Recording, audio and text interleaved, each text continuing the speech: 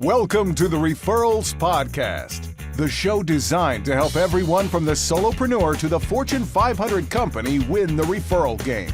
If you want to build a company with an army of ambassadors and raving fans who speak highly of you and refer you willingly, you are in the right place. And now, here is your host, Michael J. Maher.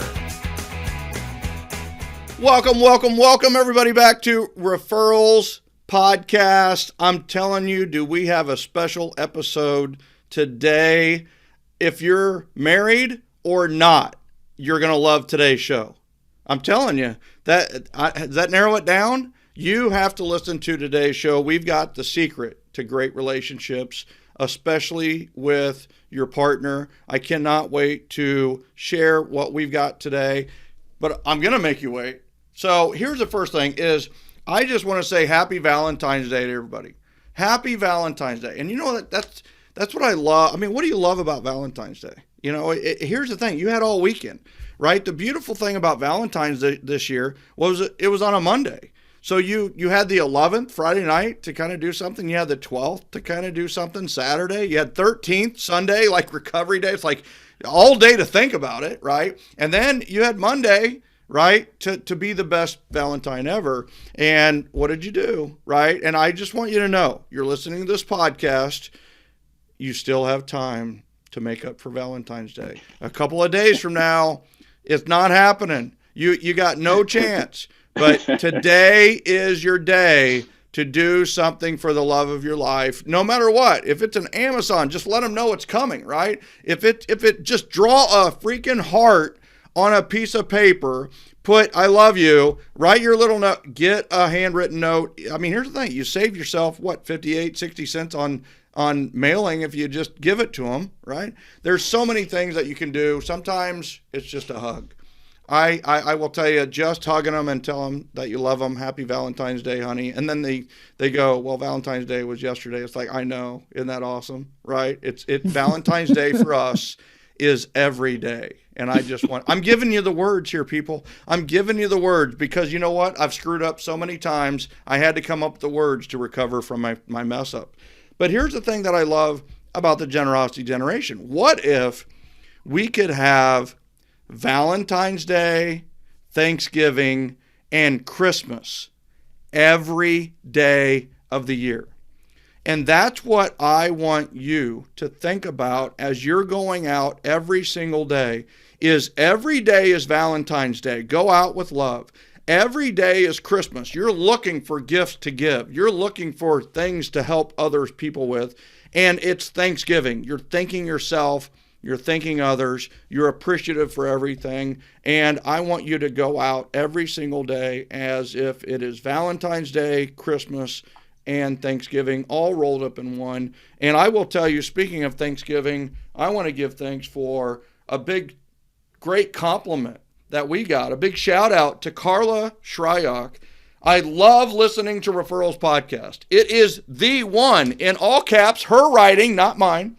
It is the one I look forward to each week. Yesterday, I listened to number 192 after listening to the top 10, which was fantastic, with Toril and Nicole. I know I'm late in sharing the essence of that podcast. That's 192, by the way. But I think it can be summed up in 7 words. The one who cares the most wins. This is truly what Gen has been to me, a caring, loving, helpful, fun, genuine, authentic group of people. And that's Gen. Carla, I really appreciate the shout out. Thank you for letting us know about that. And then one quick word from our sponsor is if you want to be part of Gen, go to joingengen.com. Joingengen.com. It's our private Facebook group. It is private. You'll have to answer 2 or 3 questions, and then we'll let you in based on the answers to those questions. No pressure. They're easy questions. Joingengen.com. Check it out. Speaking of Thanksgiving once again, and Valentine's Day and Christmas, is love, generosity, and appreciation are the core of our guest today. And I will tell you, first and foremost, maybe not foremost, but first, is John David Mann is the co-author of more than 30 books, including 4, count them people, 4 New York Times bestsellers and 5 national bestsellers. His classic 2008 parable, The Go-Giver, co-authored with our friend Bob Berg, earned the 2017 Living Now Book Awards Evergreen Medal, given for its contribution to positive global change. Without further ado, let's welcome John David Mann to Referrals Podcast. Hey, Michael, thank you so much for that stellar introduction. This has been a long time coming. We've known each other by the association of our friends, right? For years and years and years. But this is the first time we've done this, and it's genuinely a pleasure to be here. Well, I have to tell you on the Go Giver side that it also has to be like one of the most referred books ever. You know, people write, hey, what's a book I should read when it comes to real estate or mortgage or sales or whatever it may be? And everybody says The Go Giver, right? It's just one of the most referred books of all time. And if anybody hasn't read that book, then guess what? While you're waiting for the release of this next book, make sure you do your homework and read The Go Giver. So also, we have the distinct pleasure of adding, I'm not going to say the better half, but I'm going to say half of this power couple. It is Anna Gabriel Mann, who earned her degree in clinical psychology before going on to serve as a celebrated educator, therapist, corporate trainer, speaker, and coach. She currently coaches Go Giver Marriage clients and leads the Go Giver Marriage Coaches Training Program, training coaches from around the globe. Anna, welcome to Referrals Podcast. Thank you so much. It's great to be here. Well, it's great to have you here, both of you. And I read the book, right? And it's just one of those where the lead in on this is, you know, John and Bob went to tackle sales in the most untraditional, non-traditional way. It is like, oh my gosh, you mean I don't have to be a go-getter, I can be a go-giver. And they won, right? They won that battle. That's like they took on the challenge and they won. And then it's like, you know what? Sales isn't a big enough challenge. We're going to take on leadership. Like, what? And they came out with Go Giver Leader, right? And it's like Go Giver Leaders. And guess what? They took on leadership, took on the challenge, and they won. Now, are you kidding? We are going to take on marriage. Maybe the number one biggest challenge in the world today, or at least in the United States. You're going to take on marriage. And guess what? I read the book. You win again. You win again. I will tell you that I was just talking to Sherry, and it was just like, we always thought, like, we always wished there was a book on having a child, right? And just like how to raise a child. Where's the manual on how to raise a child? And in the same breath, it's like, where's the guidebook on marriage? And here you are, you wrote it. So I have to tell you, so I'll start with you, Anna, ladies first. Where did the seeds of Go Giver Marriage uproot? Where did that start? You know, it started the day that John took the original Go Giver off of his printer and handed it to me. And I read it, and I remember just putting it down and saying, wow, this is phenomenal, number one. But this would also make an incredible book about marriage and about relationships. And that was the seed moment where, you know, I'm his first reader on every book. So I was the person who saw it right away. And that was the seed moment where the two of us started dreaming of this book, because, you know, we have a marriage that for years and years, friends approach us and say, what's your secret sauce? You know, what is it about the two of you? You've been together 25 years and it's like you're newlyweds. And so we were, you know, we waited because there were other Go Giver books that needed to come in advance of this. But, you know, when the pandemic hit, it was suddenly the moment. We realized that we were home.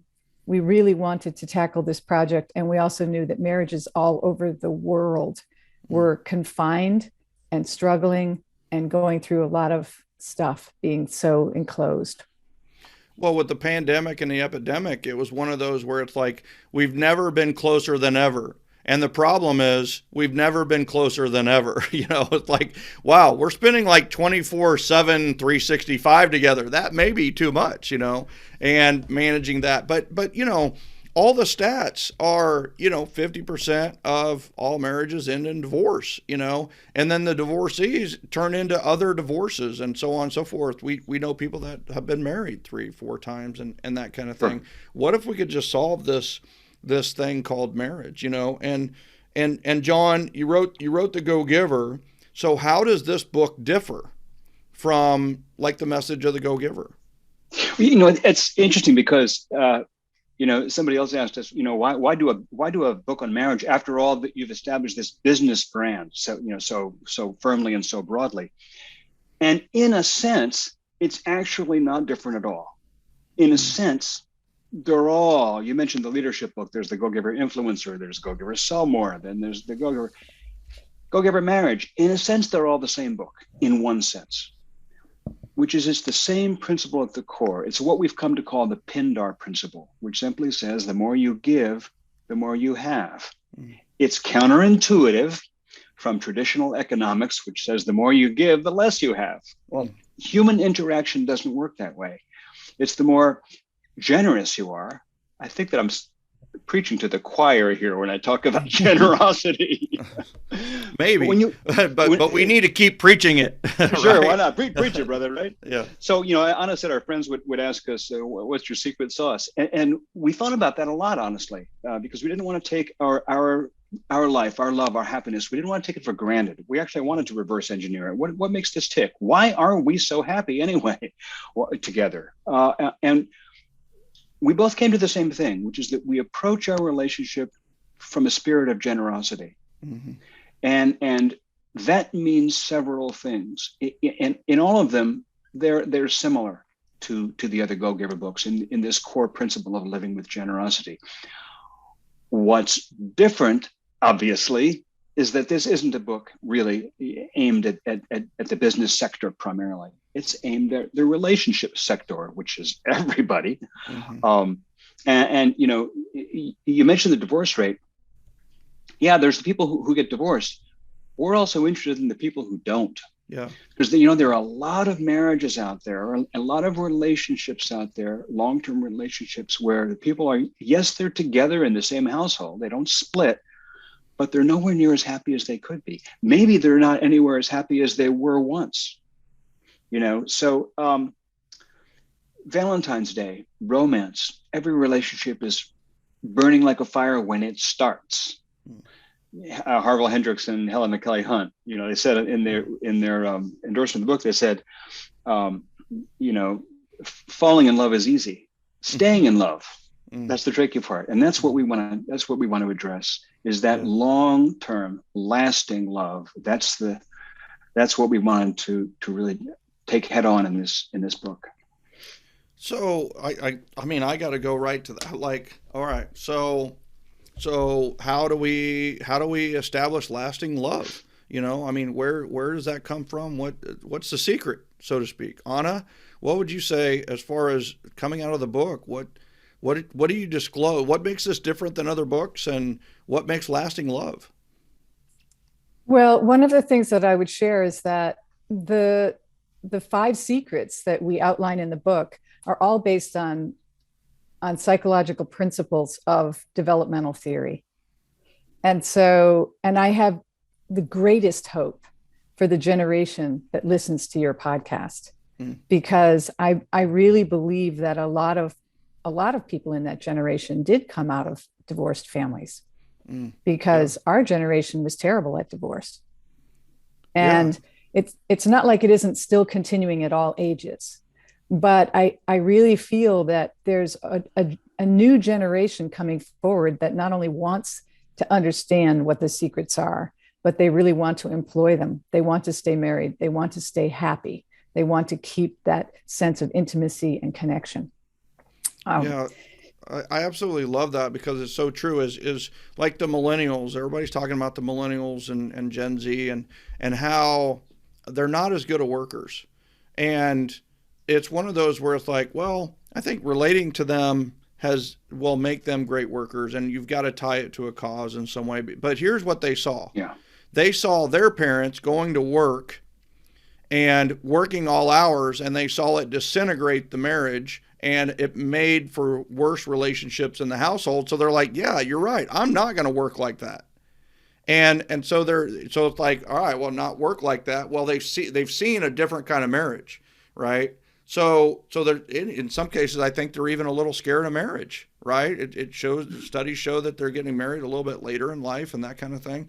And it's like, well, marriage is not something you have to be scared of, but it is interesting, the mindset of the current millennial, Gen Z, younger person is that, yeah, guess what? We saw what marriage looked like then, and maybe we want something different, And you've painted a picture of something different here for sure. So I think that leads us to, like, I got to ask about the lasting love, right? Like, so what's the secret from going from the fire that burns early to this, and I'm asking for myself, right? I'm married, right? I think, right? We do this podcast together, and sometimes that can be contentious, but it's one of those where it's like, what, I mean, give us something, give us a secret. Like, what do I need to do as soon as I get off this podcast to make sure my spouse knows that I want lasting love rather than just the fire that burnt early, right? Nothing like going off script on you. Yeah. So you sweetheart to me. Yeah, Anna, go, and then John. Okay. John, I want you both I'll follow up. It's really, can you tell us which secret is your favorite and why, right? So I want to know your favorite secret and why you think that is. I'll tell you one of my favorites, and it's really based on early developmental theory, and it's appreciate. To appreciate and I don't mean to say you look pretty today, hon. It's not just a casual compliment. It's to really take the time to make an authentic appreciation known to your spouse. So, to take that moment to say, you do all the organizing of this podcast. You are the backbone. You are the creator. I'm just the guy up front. Wait. So I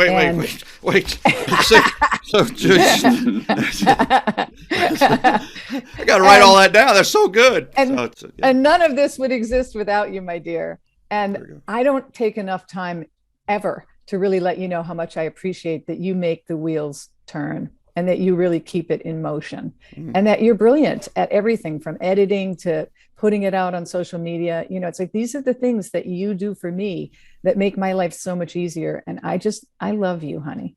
You're the greatest.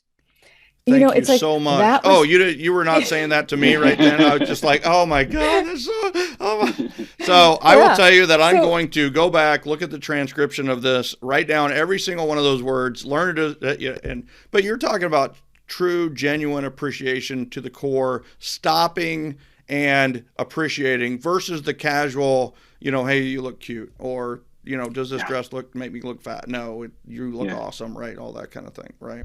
Yeah. So, and you had a follow up to that. Yeah. And authentic. It needs to be real and authentic. That's the most important piece. It doesn't mean, and I tell people that I coach all the time, it doesn't mean, that you shouldn't take time to thank somebody for something. Like John takes out the trash every week, and I let him know often that I just so appreciate that it's not something I have to think about. It's like, this is true. Thank you so much. I just really appreciate that. So, taking the opportunity to constantly, and it doesn't mean you won't revisit certain ones, but it never gets old for your spouse to feel appreciated. And it's so primary to our early childhood development. When you have a parent who constantly adores you, who says, look at you, you can read that book all by yourself. You're amazing. That when you spoke earlier about parenting, it's like, this is a key to parenting as well. Children need to be showered with appreciation and acknowledgement for the skills they are developing and for the places that they're moving forward in the world. I tell my adult daughter all the time, I'm blown away by how mature you are. I'm blown away by how great your boundaries are. You're so far ahead of where I was at your age. Powerful. Powerful. You know, Appreciation. if I can piggyback on that. Yeah, piggyback on that. There's a character in the book who talks about. Actually, there's a character in the book who was inspired by a friend of ours who went to a therapist with her husband at one point when they were on the verge of. Your husband said to her one day, "We either got to call a therapist or a lawyer. You make the choice." Wow. So she chose therapist, and therapist met with the woman alone and said, "Tell me 3 things you love about your husband." This is right out of our playbook. This is something that we do. We ask people, tell us 3 things you love about your spouse, specific things. And this one went up, and the only thing she could come up with was, he makes a great pizza or whatever it was, a great pasta. Wow. Think of 3 things that you love about your spouse, about your partner, and then take the time. Just take a few moments. Doesn't have to be a big deal. Doesn't have to be a dramatic, honey, we've got to talk moment.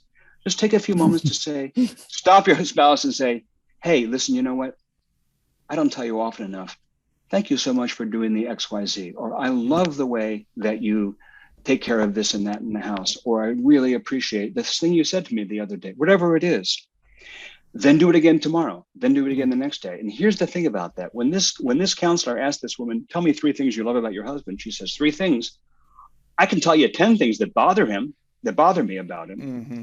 That's what happens when you're first in love, when in that early spark of romance, when you're first together and your relationship is in center stage. It captures your attention 24/7, right?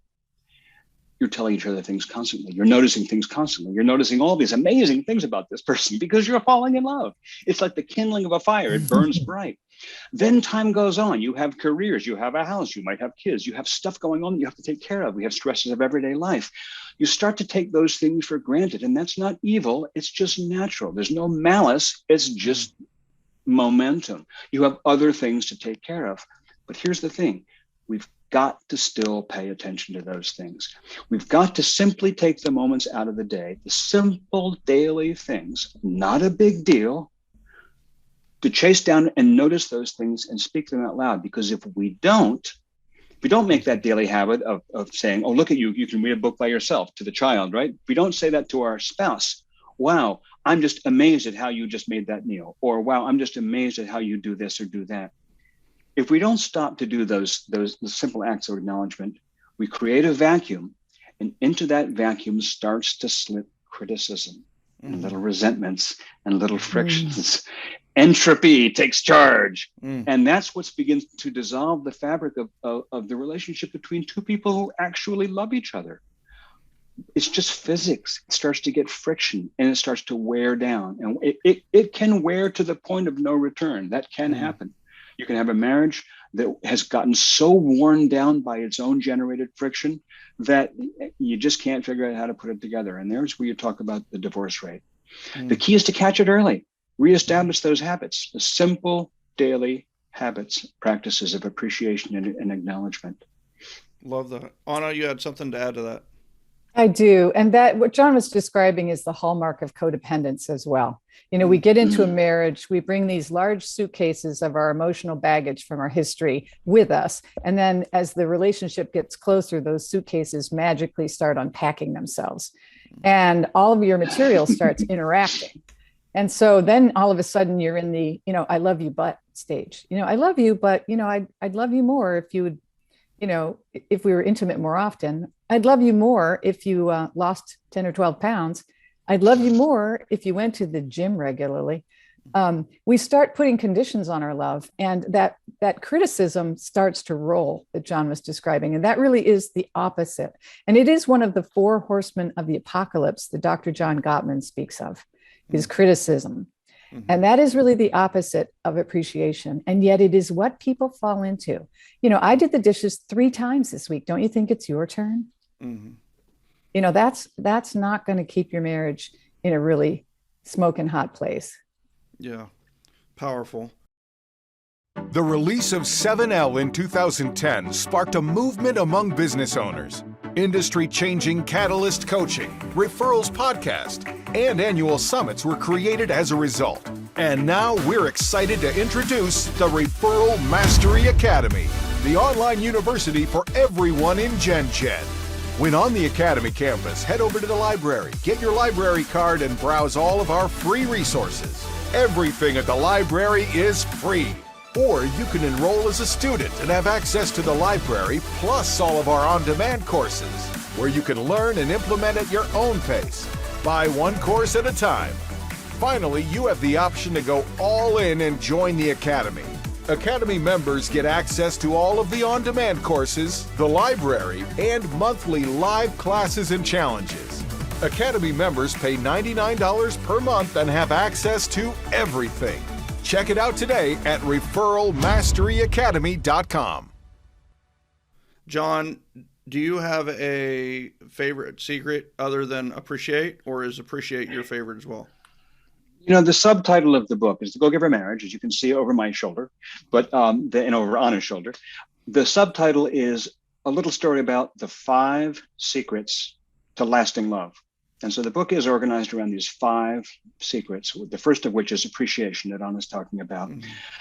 I mean, I love them all. They're all amazing. They all come from the same place of generosity, the same place of understanding that marriage is not a zero-sum game. It's not like if I give you attention, then I have less. Right. It's like if I give you attention, then we both flourish as a result. It's the more I give, the more we both have. That's the spirit of it.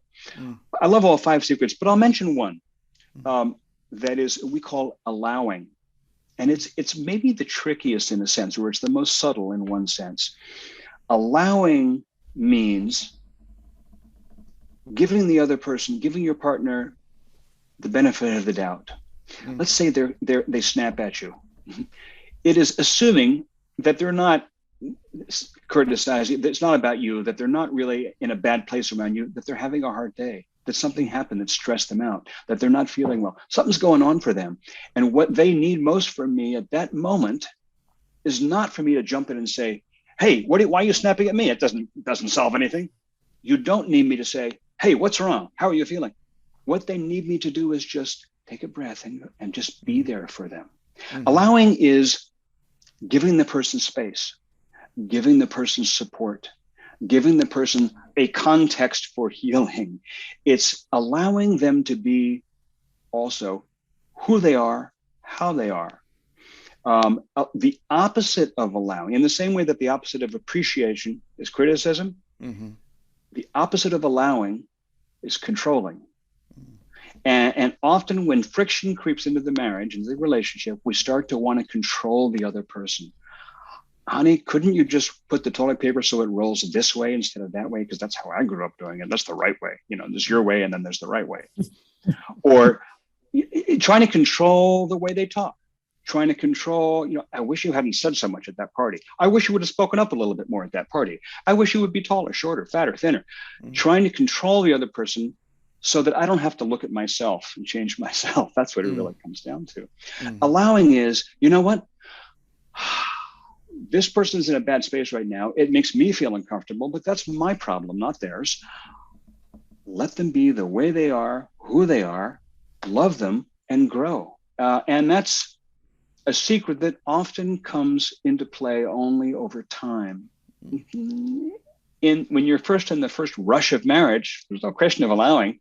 Everything she does is just so adorable. Everything he does is amazing. Those little idiosyncrasies, those little frown lines are so cute. Yeah, exactly. after 10 years, the way why are she you opens always her frowning mouth when she eats her food, right? That's so cute. The way she eats, like it's just getting everyher. It's like a parade. Things are raining everywhere. She's making confetti. I love it so much. Exactly. Anna, I have to tell you, that might be the secret of all secrets, only from the sense that it's not one that maybe we think about, right? Love, generosity, and appreciation, we tend to think about. With the allowing is, it's an element of grace, right? And it's just that power. Yes. So love that. Anna, you had something to add to the allowing too. It shows up in the times of, in sickness and in health. You know, it shows up. I broke my leg in a really, really serious compound fracture, and I didn't walk for a very long time. And it was impossible for me to stand in the kitchen and cook dinner or do a lot of the daily things that I generally had always done. And John just took over. He didn't say a word. He just, it was like, but it went on for a long time. He was writing a novel. He had things to do, and those are the things. But the other thing that I wanted to share is that in the stress of the things that will happen in your life, there's going to be moments where you need to practice grace and allowing in the relationship. And I'll share this. John and I both have a child with special needs. And I remember my neurologist saying to me, try to stay on the same team, because 85 to 95% of marriages that have a special needs child end in divorce. And that is what happened to me. Yes. It was the most stressful and painful experience. You're on 24/7. My child was seizing all night long. I didn't sleep. You start to reach the place where, stress is just enormous. And so those are the things that happen in real lives and in real marriages. And so it's really important that secret of allowing and to allow it's huge. I'll tell you that I mean, here's the thing, right? Is I believe that both of you have been in previous marriages, right? So it's one of those, you might get criticism. It's like, what are you guys doing writing the book on marriage? You've had one quote unquote failed marriage, right? And now you've got this current marriage that you're on, and hopefully this is the final, if you will, right? But it's one of those where it's like, how did those marriages lead into a better marriage here? And John, I'd love to hear your thoughts on that, and flow into Anna. I'd love to hear your thoughts after that.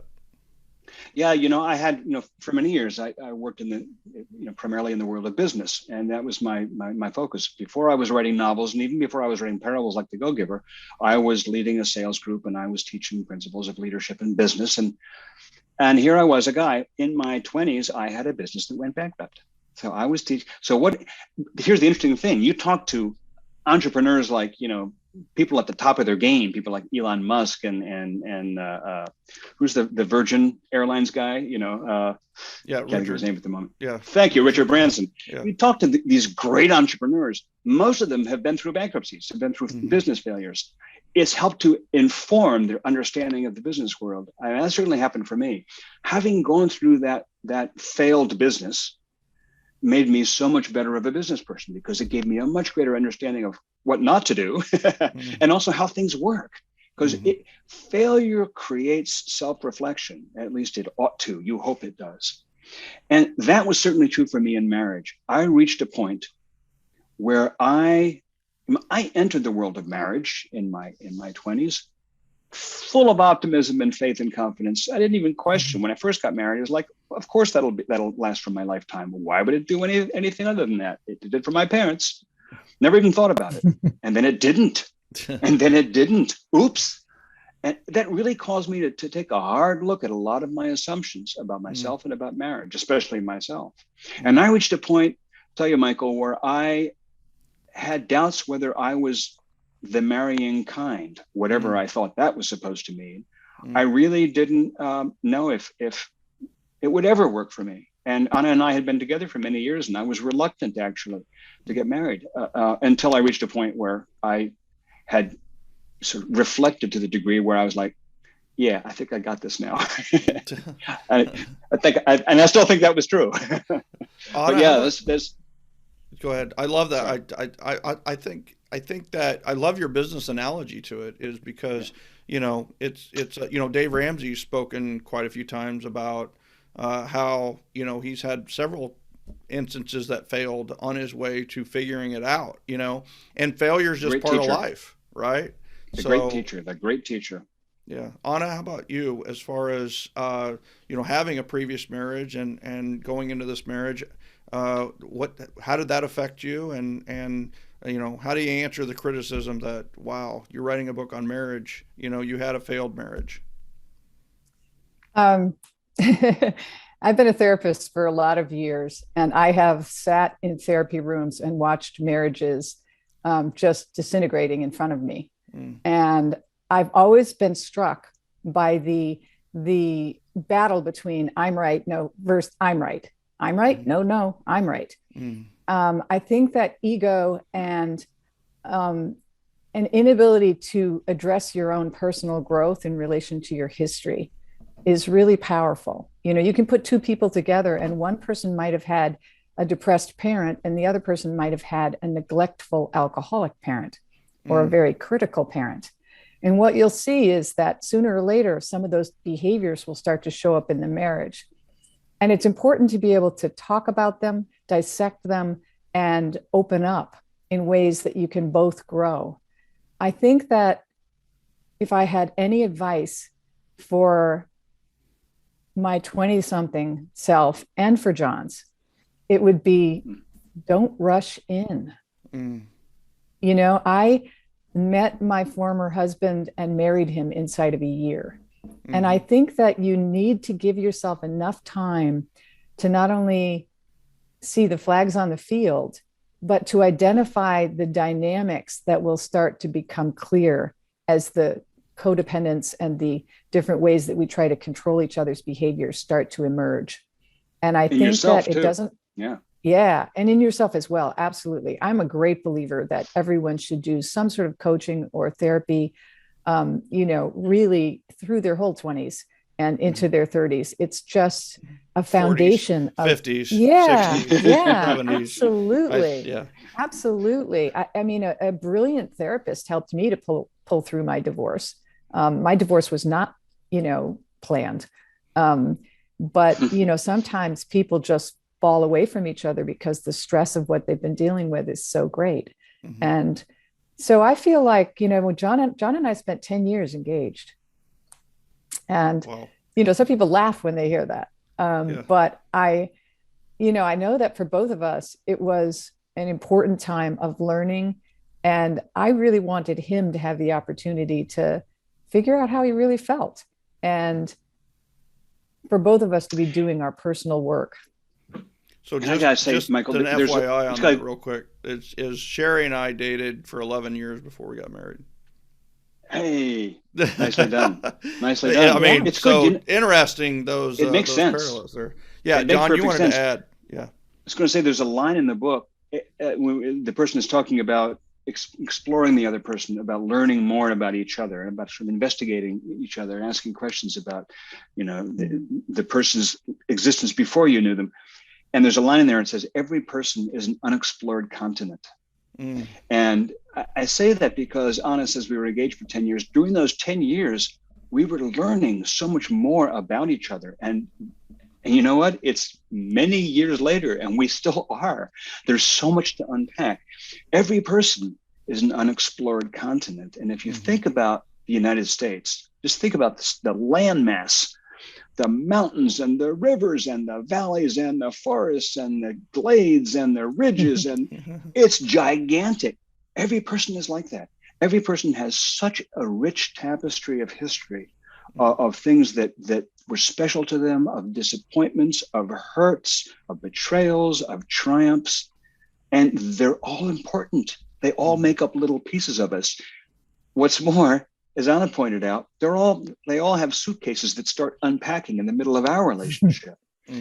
So in our relationship, there may be a moment of stress where suddenly Anna is unpacking, or I am unpacking, a suitcase that we packed in the previous marriage.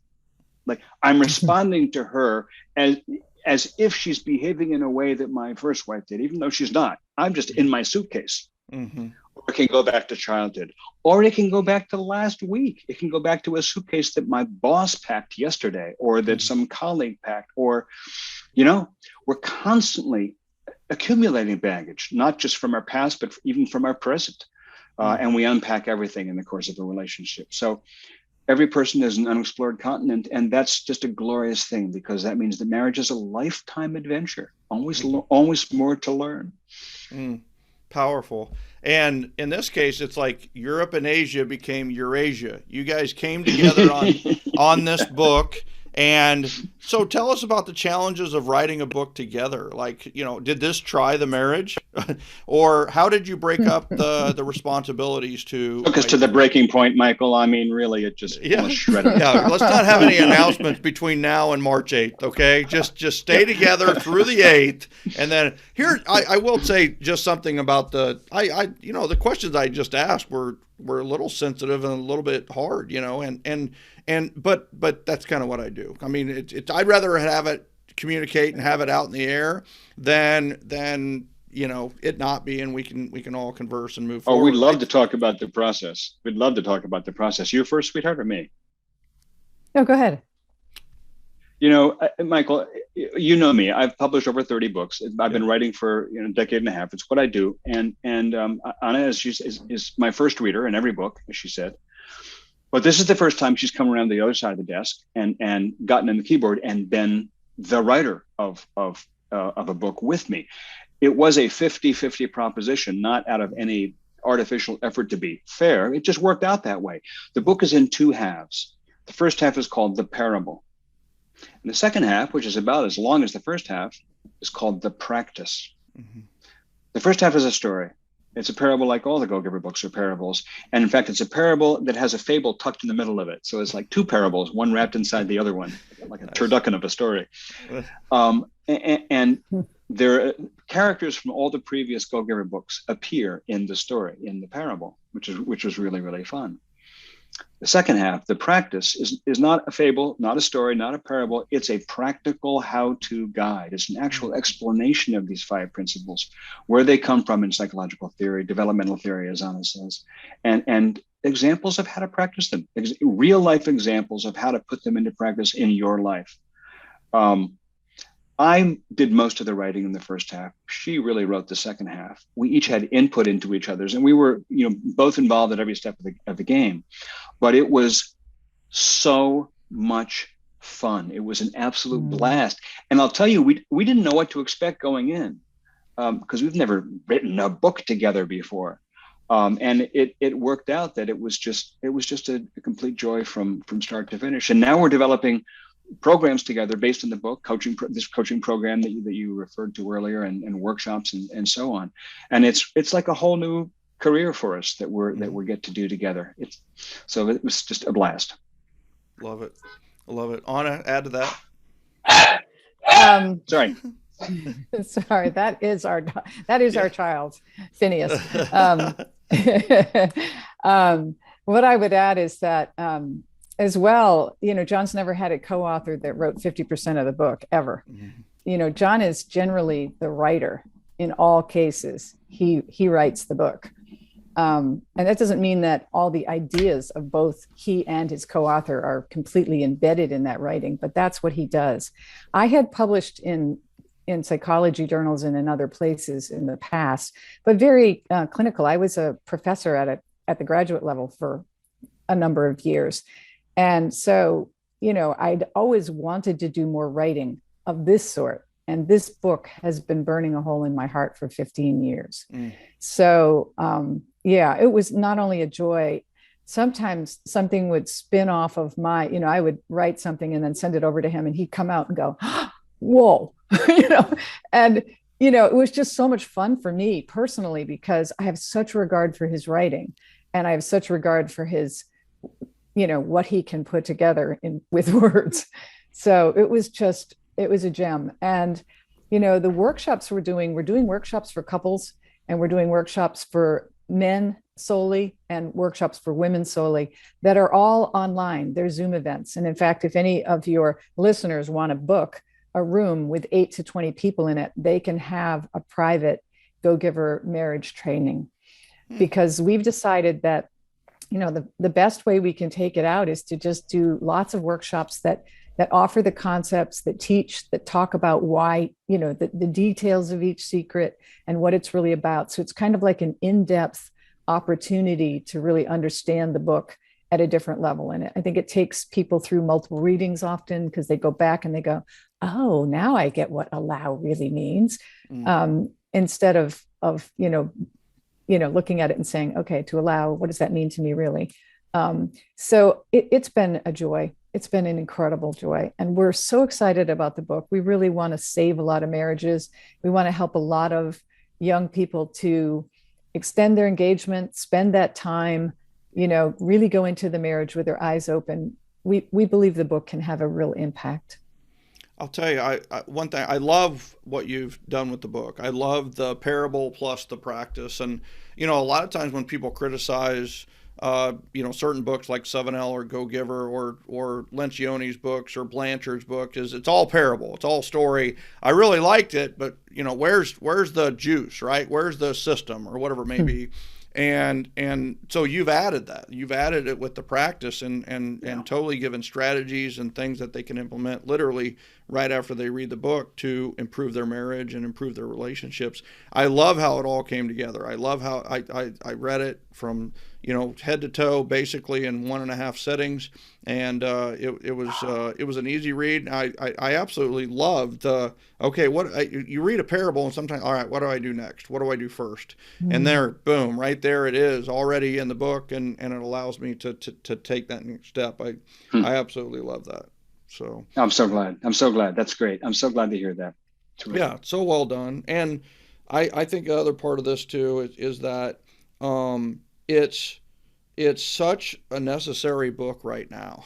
It's just like I think there's a reason that it came third. I think there's a fourth. Actually, Go Giver sells more in there.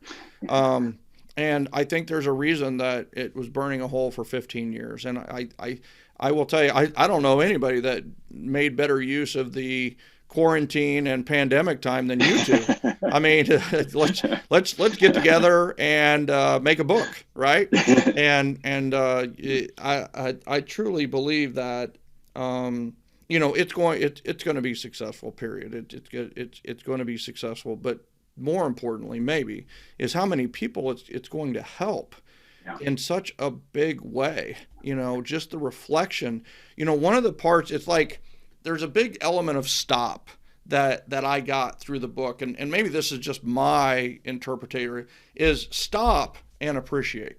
Stop and allow. Don't just go straight into emotion and blurt and be explosive or be whatever it may be. It was so much about being stopped. Now, I will tell you that if I'm listening to this podcast, one frustration I might have, and we can approach it however you want to approach it, is that, all right, what are the 5 secrets?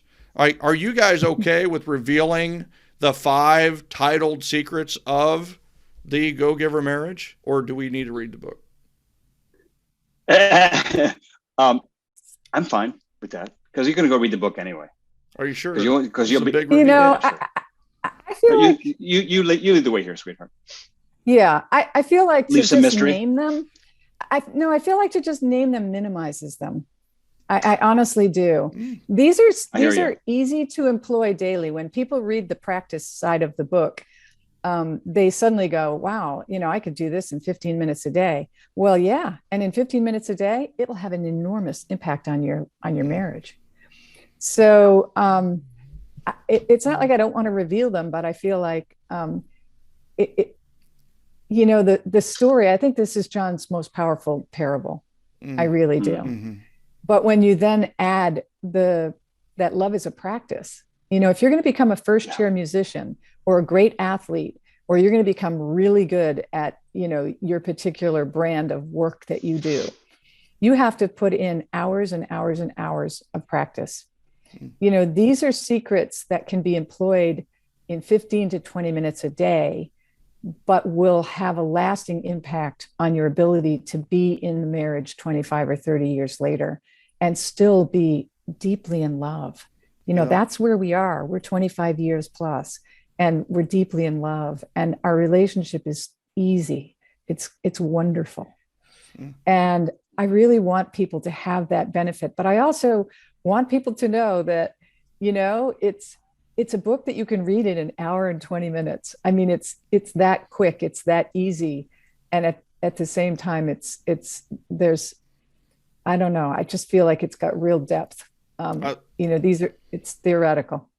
I love it. Yeah. I love that you're not revealing the secrets. I love that. I mean, you got to read the book to, so, I mean, but okay, so let's, I love that because, you don't want it to be you don't want it to just be a label, right? It's like the book The Secret or the movie The Secret, right? And people go, what's the secret? It's a law of attraction. And it's like, oh yeah, I've heard of that, right? Or it's, oh yeah, I've done that. Or they either discredit it, discount it, or they take it into more account and think of 1 million other things, right? And the truth is, it has value, right? It has value. And what we don't want to do is, somebody sees appreciate, oh, well, I appreciate her. I appreciate him. He knows it. She knows it. I don't need to really do anything there. I gave candy over Valentine's Day, even though she's trying to lose weight and really trying to get away from sugar and chocolate, but and then the allowing, right, and the grace, it's just like, oh no, I allow him to do whatever he wants, right? I allow her to do whatever he wants. I've got this allowing thing down, right? I give her an allowance. Yes. Yeah, I give her an allowance. I give my kid an allowance, but it is one of those where the people that are listening to this are so in tune with the go-giver marriage. They're going to read it, they're going to devour it, and they're going to make it happen. If somebody is interested in the Zoom rooms or some of the other things that you're doing with the coaching and counseling, how do they reach out to you, and how do they make that happen? It's our website, which is simply gogivermarriage.com. No hyphen? No hyphen. Nope. Okay. If you type a hyphen, you'll still get there. But yeah, it's no hyphen. All one word, gogivermarriage.com. And the book is there, information about the book, information about the programs, the pre-launch offer, the pre-order offer is there with all the free goodies that we've created for people who order the book before March 8th, and ways to contact us. Our social media handles, our emails, it's all there on the site. Love it. Who's this book for? If we had to narrow it down, like real quick, who's this book for? Who would you like to read this book? Anna, who would you like to read this book? Like this book, I wrote this book for blank. Is there a person or a type of person or a character or someone that man, this is who we wrote the book for? Actually, we wrote the book for everyone.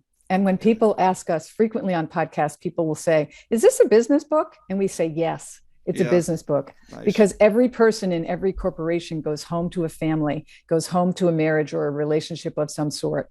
And those relationships at home are impacting their work at the corporation continually.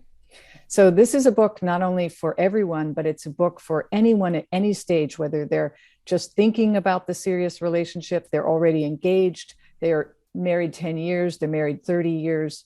I mean, we have a friend who's been married 25 years, and she shared that this book was just a game changer for their relationship. Wow. In some of our early readers.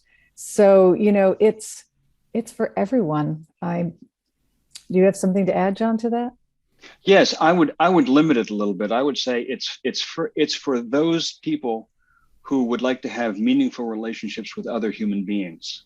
Mm. Everybody else can forget about it, but just those people. So 19 and older, 18 and older, right?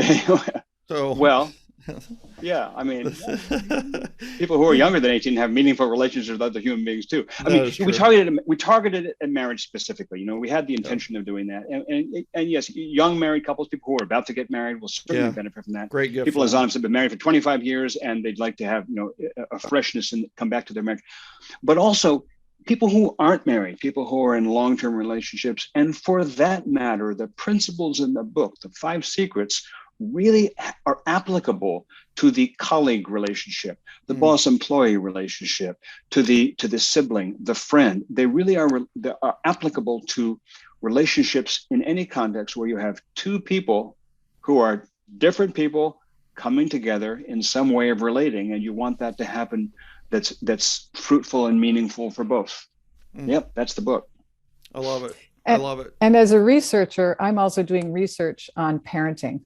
So if there are any of your listeners who would like to go through an interview on parenting, and they can talk about their own parents, they can talk about their own parenting.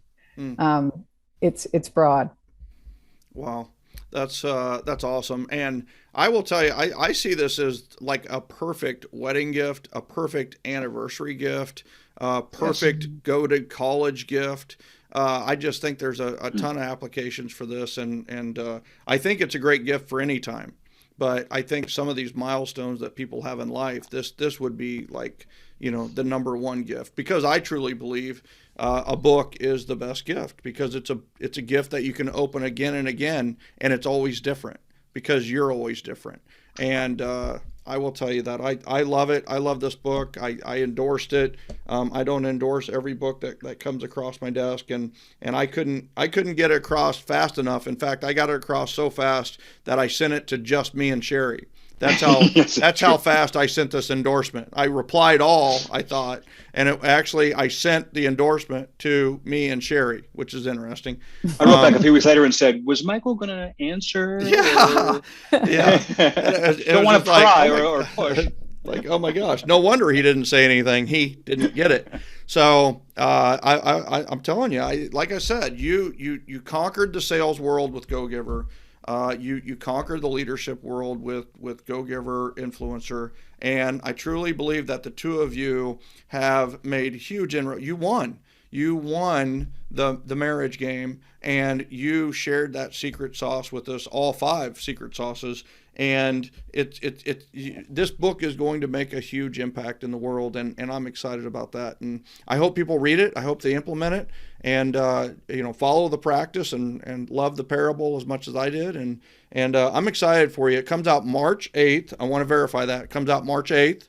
Correct. Right. So it comes out very, very soon. But they can go to gogivermarriage.com to get some pre-information and kind of get on the launch list and find out more about what you guys are doing. Correct?